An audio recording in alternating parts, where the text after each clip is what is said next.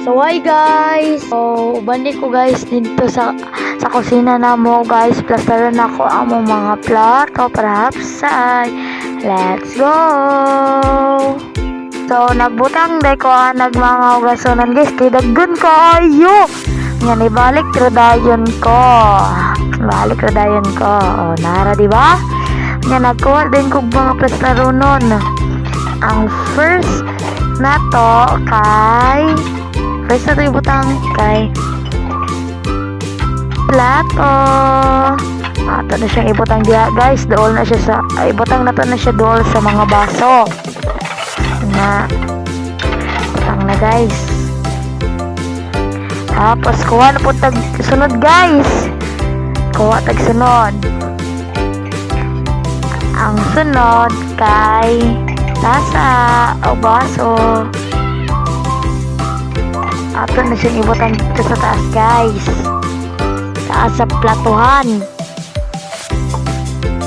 Niya, next na pod kay mga plato gapon o baso guys. Kay nalimtan man di ay. So next kay baso. Nya sunod anak kay koan ang sunod na guys. Oh, mga tagtaran, mga kanang koanan sa nodo ay sa pasit kanton. Nya ato na din sang ihay-hay diha guys. So ibutang na to sa Tupperware. Na sunod dayon kay mga koan baso o pitsel. So need di kay nato ning pitsel guys. So what type ang butang ko guys. Onya baso ay pangsulod sa peanut butter. Ato na siyang ibutang da guys. Kaya magamit pa man to.